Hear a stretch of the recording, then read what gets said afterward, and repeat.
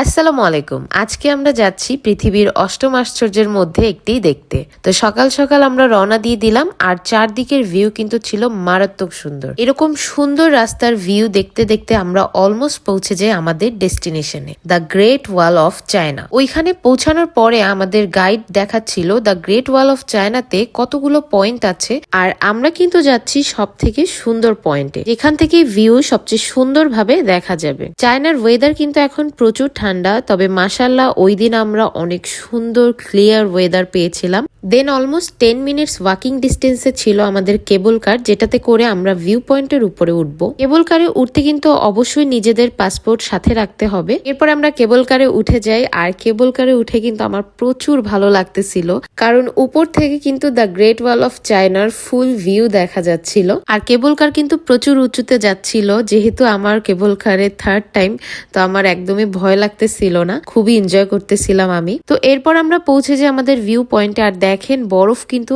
এখনো রয়েছে, that means কতটা ঠান্ডা আছে সেটা বুঝতেই পারতেছেন। উপরে উঠার পর আমার মনে হচ্ছিল কেন এটাকে পৃথিবীর অষ্টম আশ্চর্যের একটা বলা হয়েছে। চাইনিজরা কিভাবে এত মাইলের পর মাইল এই ওয়াল বানিয়েছে, যেটা আনবিলিভেবল। এখানে চেরি ব্লুজমেরও কিছু গাছ রেখেছে, যেখানে পিক তুলতেছিল সবাই। আর দেখেন চাইনিজ বিড়ালগুলো কিন্তু হেভি কিউট হয়, একদম গোলুমলু টাইপের। এখানে একটা স্টেয়ার্স আছে, যেটার দুই পাশে চেরি ব্লুজমের দুইটা গাছ আছে, আর এখানে কিন্তু সবাই ফটোশুট করে। আমাদের গ্রুপেরই এক ভাইয়া ভাবিরা তো এখানে ফটোশুট করতেছিল, আর তাদের ছবিগুলো কিন্তু অসাধারণ আসতেছিল। এরপরে আমি আর আমার জামাইও একটু ফটোশুট করে নিলাম। এখানে ছবি, ভিডিও সবকিছু অনেক সুন্দর আসে।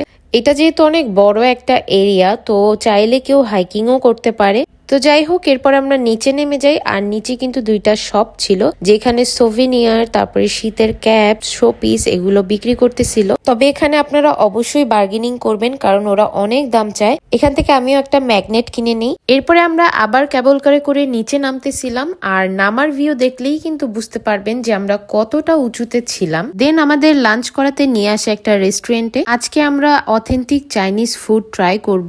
আমাদের মেনুতে ম্যাক্সিমাম ফুডই কিন্তু ছিল ভেজিটেরিয়ান আর ডিমের তৈরি। তো যাই হোক, ফর দ্য ফার্স্ট টাইম আমরা সবাই মিলে চাইনিজ ফুড ট্রাই করতেছিলাম। আর চাইনিজরা কিন্তু সব ধরনের খাবার এরকম ছোট বোল আর চপস্টিক দিয়ে খায়। তো সবচেয়ে ফানি ব্যাপার হচ্ছে, আমরা জানতাম না যে আমাদের মেনুতে ডিম ভাজা ছিল। তো যখনই ডিম ভাজা চলে আসে, সবাই মিলে ডিম ভাজার উপর অ্যাটাক করতেছিল, ভাত দিয়ে ডিম ভাজা দিয়ে খাবে। আফটার অল বাঙালি বলে কথা। এরপরে লাঞ্চ শেষে আমাদের নিয়ে যাওয়া হয় একটা টি টেস্টিং এর শপে, যেখানে আমাদের বিভিন্ন ধরনের টি টেস্ট করানো হবে।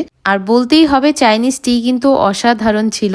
ওরা চায়ের কিন্তু অনেক কালেকশন রাখে, তবে ওরা চায়ের মধ্যে কোনো ধরনের চিনি ইউজ করে না। টি টেস্টিং কিন্তু একদম ফ্রি ছিল। তো টি টেস্টিং এর পরে চাইলে কেউ এখান থেকে ক্রোকারাইজ আইটেম কিনতেও পারে, অথবা চা পাতাও কিনে নিয়ে যেতে পারে। ওদের এখানে কিন্তু বিভিন্ন ধরনের চা ছিল। তো সবচেয়ে আমার যেটা পছন্দ হয়েছিল সেটা ছিল টুটি ফুটি টি। তো আজকে আমাদের ডে ট্যুরের যাওয়া আসা, কেবল কার রাইড, গ্রেট ওয়ালের এন্ট্রি ফি, লাঞ্চ, এছাড়াও আরো অ্যাক্টিভিটিস সবকিছু কিন্তু ছিল প্যাকেজের মধ্যে ইনক্লুডেড। এই প্যাকেজ নিয়ে যদি কেউ চায়না যেতে চান, তাহলে অবশ্যই এমআর ট্যুর অ্যান্ড ট্রাভেলের সাথে যোগাযোগ করতে পারেন। আজকের ভিডিওটা এই পর্যন্তই, দেখা হচ্ছে নেক্সট ভিডিওতে। সে পর্যন্ত সবাই ভালো থাকবেন। আল্লাহ হাফেজ সবাইকে।